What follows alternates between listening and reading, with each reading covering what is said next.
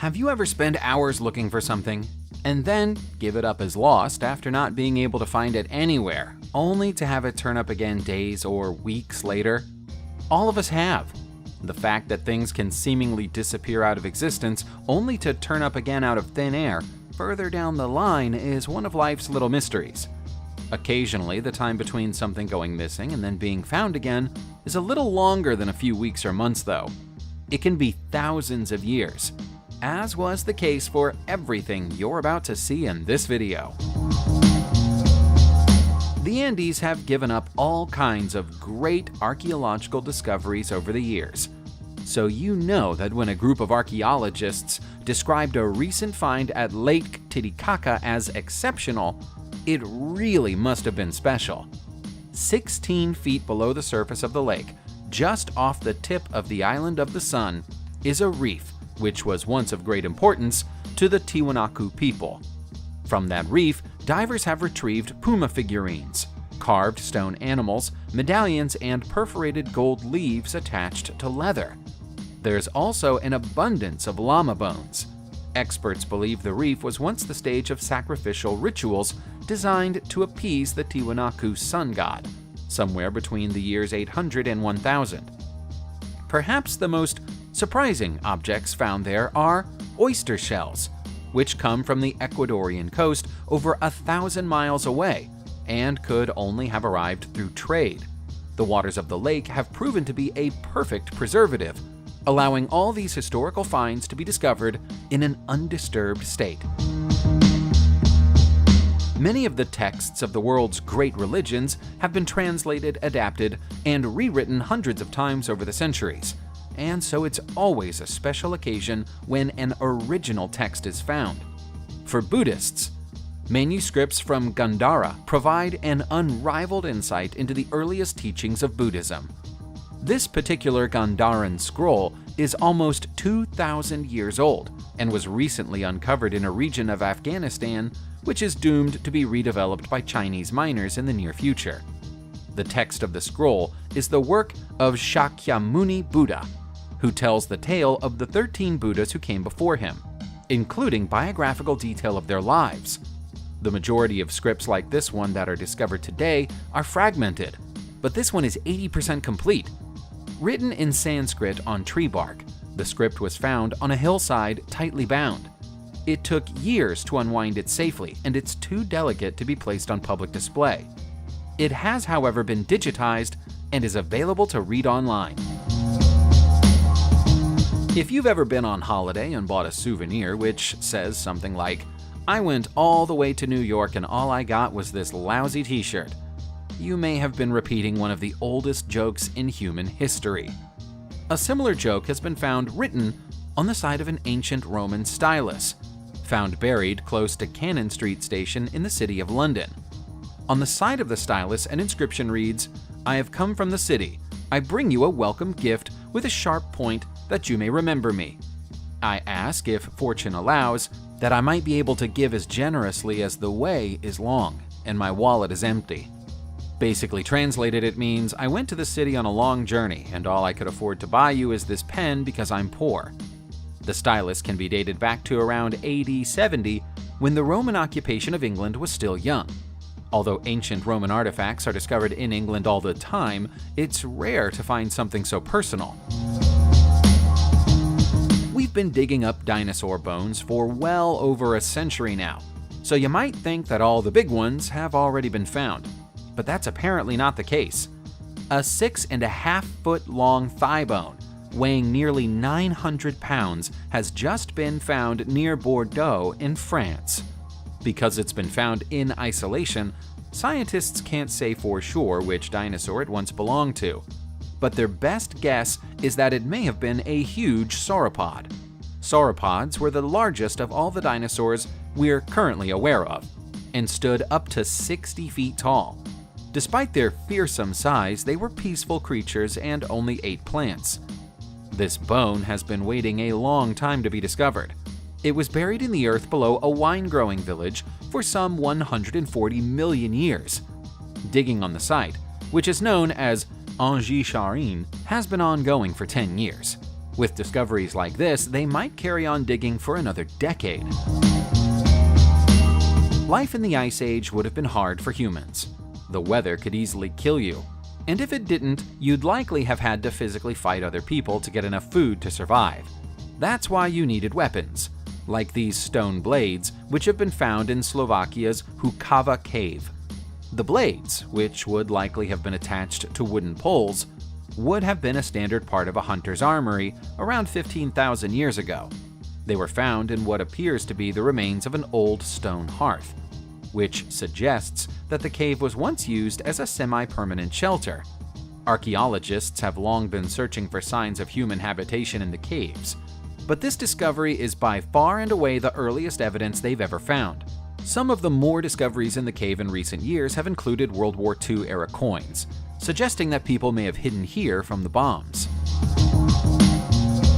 School children are encouraged to keep their eyes out for anything interesting when they're on a field trip, but they're generally not expected to spot things that have been hiding right underneath the noses of scientists.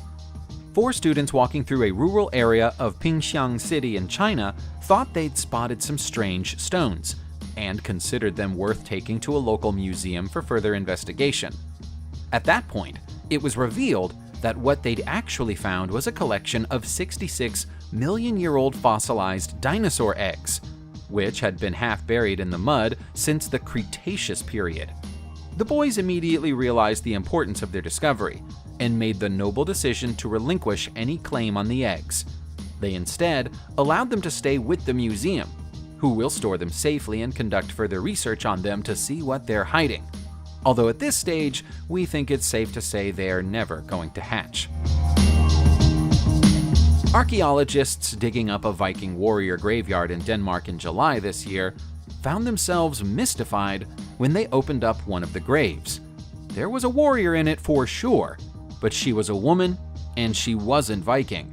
The 10,000-year-old graveyard on Langeland, which is a Danish island.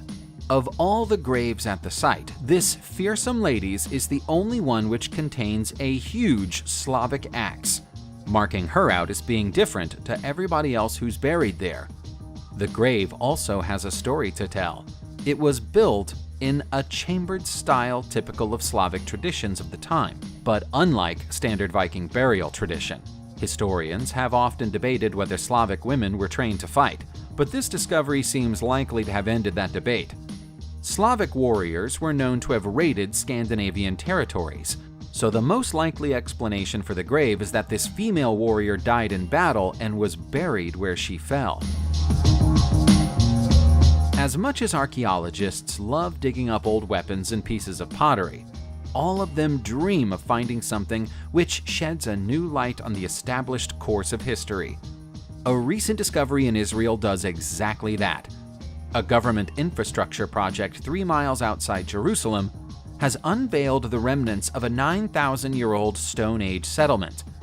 The timing of the site and the discoveries made there capture a society which is at the precipice of moving from hunter-gatherer to agriculture.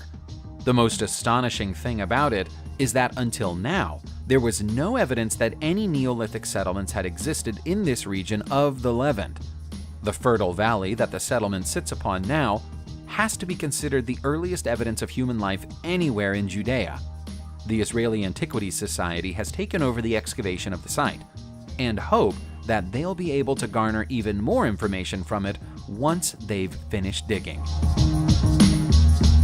Earlier on, we looked at an ancient text that would have special meaning for Buddhists. Now we have something that will be equally as exciting for Christians. It's the earliest ever Christian letter, scribed by the hands of an early believer in Roman-occupied Egypt somewhere around the year 300. The letter, from a man named Arianus to his brother, is fairly mundane for the most part.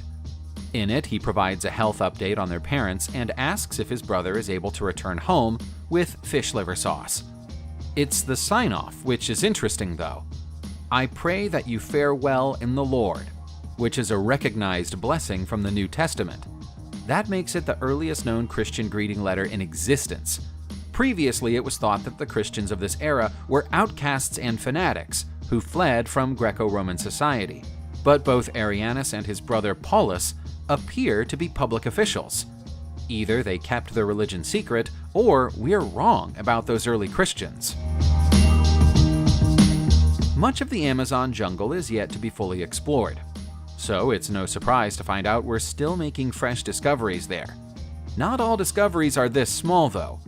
A cooperative team of Peruvian and American scientists recently revealed that they'd found the smallest fossil monkey in history, and it's over 18 million years old.